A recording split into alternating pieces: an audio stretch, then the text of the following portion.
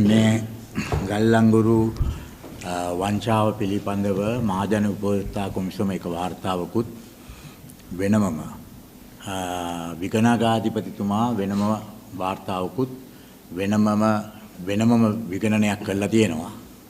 නමුත් මේ දෙකේ කරුණු බැලුවාම දෙකේම එකක් තමයි තියෙන්නේ. එකම චෝදනා තමයි තිබෙන්නේ. දැන් ඒකේ පළවෙනි මේක තියෙන්නේ මේකේ චෝදනා මේකේ තියෙනවා 21ක් පමණ කරුණු ඉදිරිපත් කරලා තිබෙනවා ඔඩිටර් ජෙනරල් රිපෝට් එක. මම ඒක පාදක කරලා කතා කරන්නේ. එතන පළවෙනි එක තමයි නියම ප්‍රමිතියක් නැහැ මේ ගල්ලංගුරු වල. ඒ නිසා විදුලි උත්පාදනය අඩු වෙනවා රටේ.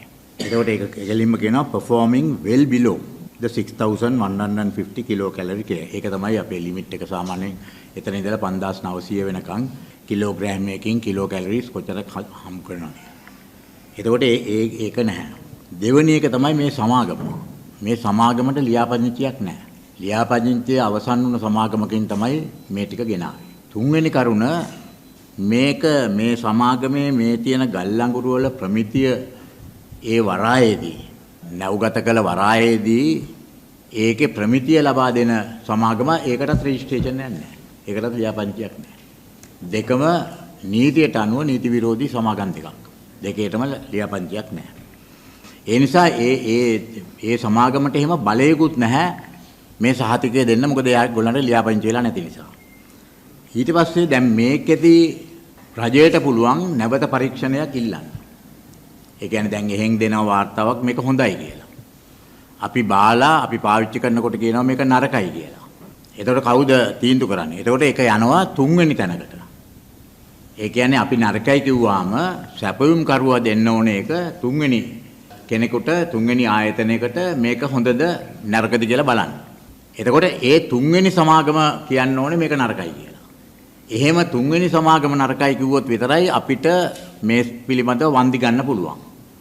දැන් ජනාධිපතිතුමා ඇවිල්ලා පාර්ලිමේන්තුවට කියනවානේ එයා මේකට වන්දි ගන්නවයි කියලා. වන්දි ගන්න බෑ. වන්දි ගන්න බැරි මොකද දැන් මේ වෙනකොට 15 වෙනි නැවේ බඩුත් දැන් වරාය බානවා 15 වෙනි එක.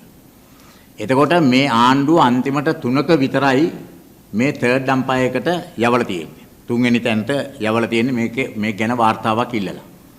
අනිත් එකකටවත් යවලා නැහැ. එතකොට 11කට යවලා නැහැ. යවලා නැති වුණාම මොකද? එතකොට ඒකේ වන්දි ඉල්ලන්න බෑ. අපි නරකයි කිව්වට වන්දියක් හම්බ වෙන්නේ නැහැ. ආබිට්‍රේෂන් ගිහිල්ලා තුන්වෙනි එකකින් කියන්න ඕනේ ඇත්ත මේක වැරදි කියලා. ඒකින්ද මේ කියන කතාව මොකක්වත් නැහැ. මේ අලාභය කවදාකවත් අපිට ගන්න හම්බ වෙන්නේ නැහැ. එතකොට මේ අලාභය කියන්නේ මේකෙන් මේ සමාගමකට එක ගල්ලංගුරු ටන් එකකට ඩොලර් 30ක ලාභයක් පමණ තියෙනවා. එතකොට මේ වෙනකොට ටොන් මිලියනයක් විතර බාලා තියෙනවා. එතකොට දැනටම ඒගොල්ලන්ට ඩොලර් මිලියන 30ක විතර ලාභයක් මේකෙන් ඇති වෙලා තියෙනවා. ඒකින්ද ඒවා මේගොල්ලන්ට මේ බිස්නස් එක කරාමත් ඇති ඇත්තටම. තව ඉදිරියට නොකරත්. අනිත් එක මේකේ වාර්තා කියනවා 2020 සහ 2025 ක්‍රමවේදයේ හොඳට බැලුවා නම් මේ වරද වෙන්නේ නැහැ කියලා. මීට ඉස්සෙල්ලත් මේ කරපු ඒවයි අඩුපාඩු ඉදිරිපත් කළා තියෙනවා. ඒකන්න ඒවා බැලුවා නම් මේවා කවදාකවත් මේ වෙන දෙයක් සිද්ධ වෙන්නේ නැහැ. අනිත් එක තමයි තියෙන්නේ මේකේ මේ කැපැසිටි එක. එතකොට මේකේ දැන් අපිට හම්බ වෙන්න ඕනේ මේක පිටුවහම මේ ගල්ලංගුරු ටික මෙගාවොට් 300ක්. ඒ 300 නොලැබුණොත් අපිට වෙන්නේ මොකද? විකල්ප විදුලියකට යන්න වෙනවා. එතකොට ලංකාවේ මොකද්ද විකල්ප විදුලිය? ඩීසල්. ඒ කියන්නේ ඩීසල් වලට වියදම් කරන්න වෙනවා. මොකද පැයකට කිලෝවොට් මිලියන 76.4ක විදුලියක් මේකෙන් නැති වෙනවා අපිට. ඒ ඔක්කොම ගන්න වෙන්නේ ඩීසල් වලට. අනිත් එක මේකේ නැව් 9ක ගල්ලංගුරු වලින් විතරක් අලාභය ගණනය කරලා තියෙනවා රුපියල් මිලියන 2237.7ක්. ඒ කියන්නේ බිලියන 2.2කට වැඩි ප්‍රමාණයක් මේකේ අලාභය මේ ගල්ලංගුරු වලින් මේ මුල් නවයට විතරයි. දැන් මේ 15 වෙනි එකත් බානවා තවත් පාඩුයි.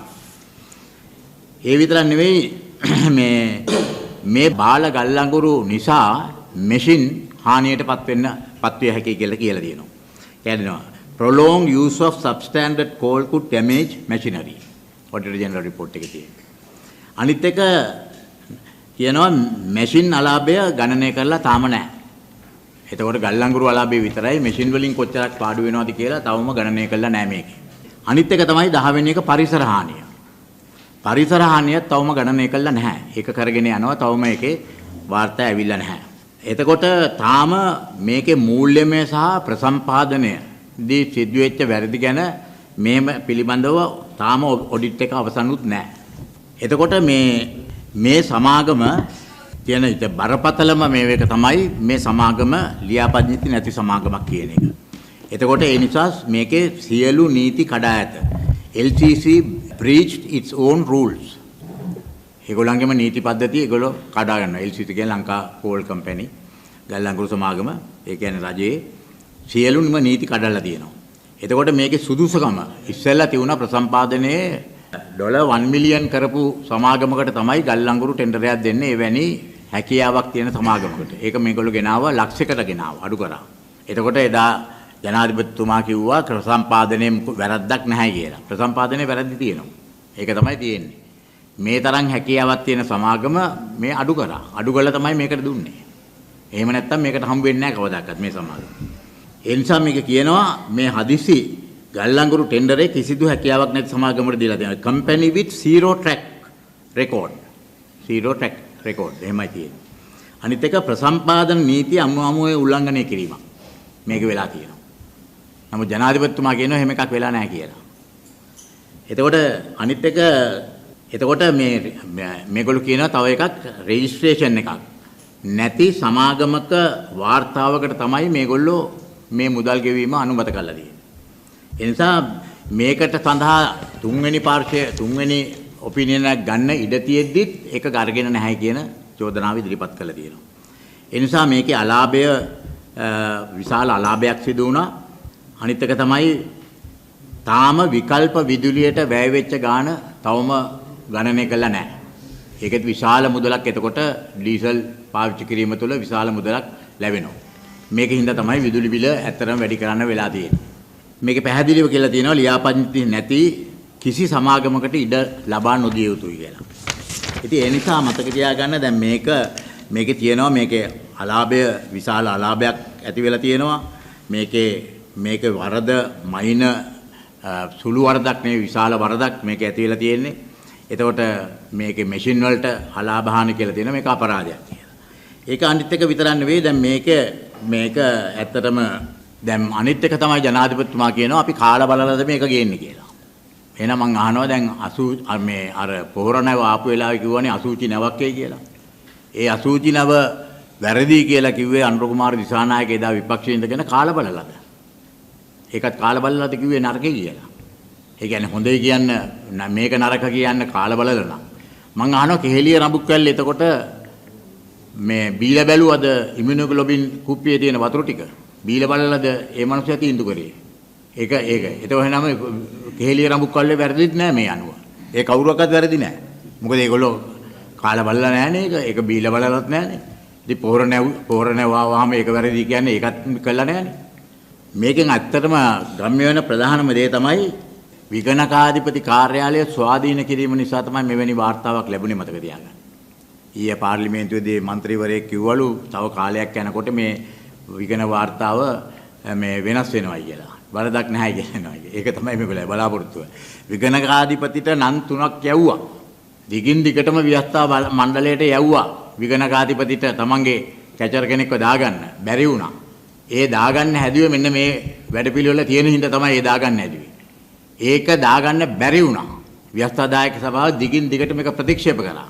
අන්තිමට සිදු වුණා ව්‍යවස්ථාදායක සභාවට ඉඩ දෙන්න විගණකාධිපතිව පත් කරන්න. අද එවැනි ස්වාධීන විගණකාධිපති කෙනෙක් තිබුණින්ද මේක තිබුණා. අනිත් එක මේ විගණකාධිපති කාර්යාලය ස්වාධීන කරේ කවුද? ඒත් රනිල් වික්‍රමසිංහ මහත්මයාගේ තමයි මේකට මූලික වෙලා මේක ස්වාධීන කරේ විගණන රටේ. දෙවැනි එක මේ මහජන උපකෝද්දා කොමිසම. ඒකත් රනිල් වික්‍රමසිංහ මහත්මයා තමයි ගෙනාවේ. දැන් මේවා ගෙනල්ලා තියුණ හින්දා තමයි මේ හොරකම් අද ඇත්තටම රජයේ ඒ ආයතන වලින් මේ ස්වාධීන ආයතන වලින්ම වාර්තා කියන්නේ. ඉතින් මේ නිසා ප්‍රසම්පාදනයේ වැරදියක් නැහැ කියනවා, කාලා බලලා නෙවෙයි කියනවා මේ වගේ. ඉතින් ඒක හරි මොකද එතුමා ජනාධිපතිතුමා වරක කිව්වා මේ බොරු කියන්න ඕන වුණාම මං කරන්නේ මං පාර්ලිමේන්තුවට එනවා කියලා.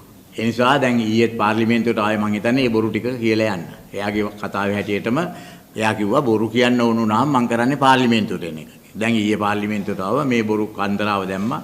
වන්දි ගන්න පුළුවන් කිව්වා. මේ ඔක්කොම කිව්වා කියලා බොරු දේශනාවක් කළා ගියා. ඉතින් ඒ නිසා මේක මං හිතන්නේ ලංකාවේ සිදු විශාලතම මංකොල්ලය. මේක අර ඩේලයිට් රොබරිස් කියලා කියන්නේ මහා දවල් මංකොල්ල කියලා. මෙන්න මෙවැනි මංකොල්ල. මේ තරම් අපරාධයක් කවදාකවත් ලංකාවේ වෙලා නැහැ. දැන්ට අතන මේ විශේෂඥවරු මේ පිළිබඳව ඒගොල්ලෝ කියනවා රුපියල් බිලියන 26ක මේකේ අලාභයක් එනවා. ඒ කියන්නේ එක පැත්තකින් මේ නිසා මේ ගල්ලංගුරු අලාභය, ගල්ලංගුරු නැති හින්දා පාවිච්චි කරන ඩීසල් වල අලාභය, මැෂින් වලට ඇති වෙලා තියෙන හානිය පිළිබඳ හානිය, හතරවෙනි එක පරිසර හානිය. මේ ඔක්කොම ගත්තාම බිලියන 26ක විතර මේක. ඒ කියන්නේ කෝටි 2600ක මේ ලංකා ඉතිහාසයේ කවදාකවත් මෙහෙම මංකොල්ලයක් සිදු වෙලා නැහැ. ඒකින්ද මේ සැරේ කියනවා ලෝක බැංකුව වාර්තාව කියනවා ලංකාවේ විදුලි බිල්පත ආසියාවේ ඉහළම විදුලි බිල්පත අතර. තේරුණානේ මේක දුක් විඳින්නේ කවුද? ඇත්තරම අපේ පාරිභෝගිකයෝ අපේ රටේ ජනතාවට තමයි මේ ඔක්කොම බර අන්තිමට පැටවෙන්නේ. ඒකින්ද හෙට අනිද්දාට තමුන්නාන්සලා අපිට ඔක්කොම බලාගත හැකි මේකේ ප්‍රතිඵල නිකුත් වෙනකොට විදුලි බිල වැඩි කළා. තව වරකින්. බොහොම ස්තුතියි.